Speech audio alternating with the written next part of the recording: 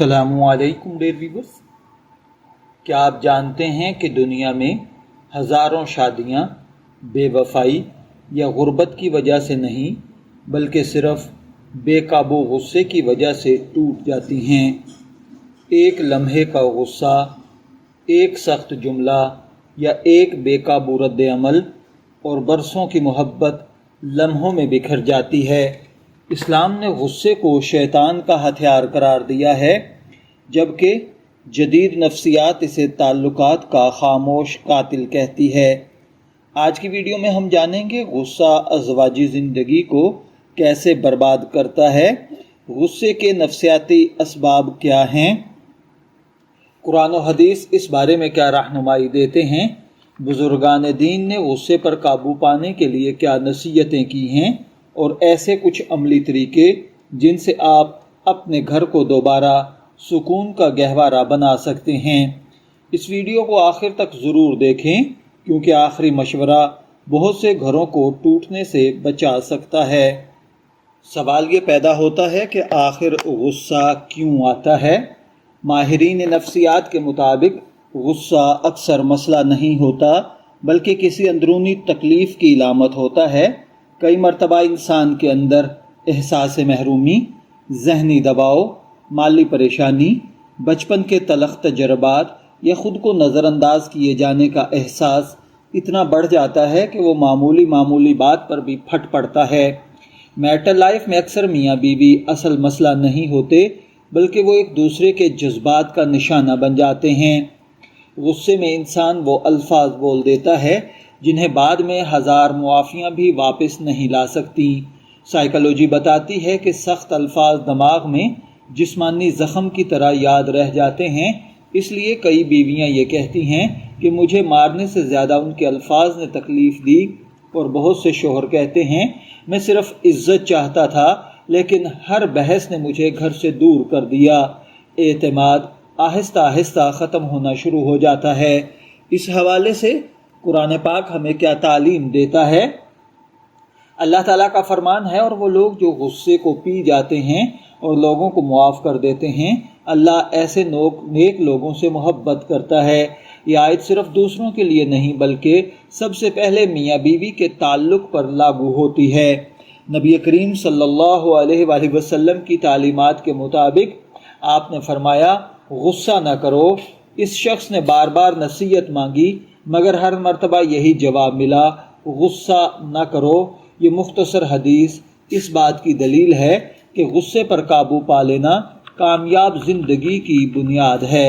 حضرت علی فرماتے ہیں، غصہ ابتدا میں دیوانگی اور آخر میں ندامت ہوتا ہے۔ واقعی طلاقت کے مقدمات، بچوں کی نفسیاتی بیماریاں، خاندانوں کی دشمنیاں اکثر ایک لمحے کے غصے سے شروع ہوتی ہیں۔ حضرت حسن بصری رحمۃ اللہ علیہ فرماتے ہیں، طاقتور نہیں جو دوسروں کو گرا دے بلکہ طاقتور وہ ہے جو غصے کے وقت اپنے نفس کو روک لے۔ غصہ دبانا کمزوری نہیں بلکہ کردار کی سب سے بڑی طاقت ہے۔ حضرت عمر بن عبدالعزیز رحمۃ اللہ علیہ کے پاس ایک شخص آیا اور انہیں سخت الفاظ کہنے لگا۔ آپ خاموش رہے۔ لوگوں نے پوچھا، آپ نے جواب کیوں نہیں دیا؟ آپ نے فرمایا، میں ڈر گیا کہ اگر میں غصے میں جواب دوں تو میرا نفس اللہ کے لیے نہیں بلکہ اپنے غرور کے لیے بولے گا۔ یہی کردار ایک کامیاب رہنما اور کامیاب شوہر یا بیوی کی پہچان ہے۔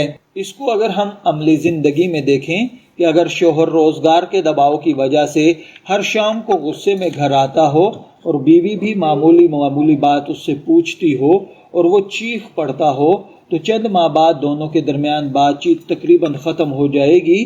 اس لیے بیوی کو چاہیے کہ وہ شوہر کی باتوں کو اور غصے کو سمجھے، اور اسی طرح شوہر کو بھی چاہیے کہ غصے کی حالت میں کوئی فیصلہ نہ کرے۔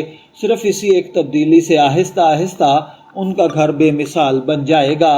غصے پر قابو پانے کے 10 میں عملی طریقے عرض کر دیتا ہوں۔ نمبر 1، غصہ آئے تو فوراً خاموش ہو جائیں۔ نمبر 2، وضو کریں کیونکہ حدیث پاک میں اس کی ترغیب ملتی ہے۔ نمبر 3، کھڑے ہوں تو بیٹھ جائیں، بیٹھے ہیں تو لیٹ جائیں۔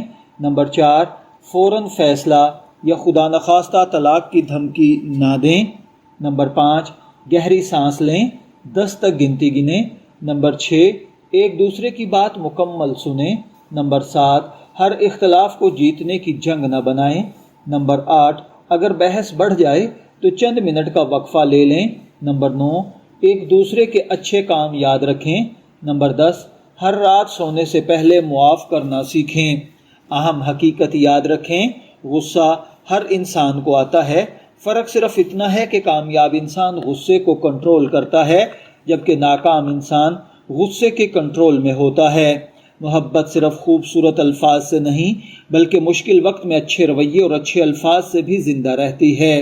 اگر آپ چاہتے ہیں کہ آپ کا گھر سکون، محبت اور رحمت کا مرکز بنے تو آج ہی فیصلہ کریں کہ غصہ آپ کے فیصلوں پر حکومت نہیں کرے گا۔ اگر یہ ویڈیو آپ کو اپنے لیے مفید لگی ہے تو اسے اپنے دوستوں اور خاندان والوں کے ساتھ ضرور شیئر کریں، کیونکہ شاید آپ کا ایک شیئر کسی ٹوٹتے ہوئے گھر کو بچا لے۔ ویڈیو پسند آئی ہے تو لائک کریں، چینل کو سبسکرائب کریں اور بیل آئیکن ضرور دبائیں تاکہ ازدواجی زندگی کی نفسیات اور اسلامی رہنمائی پر مبنی ایسی مزید معلوماتی ویڈیوز آپ تک پہنچتی رہیں۔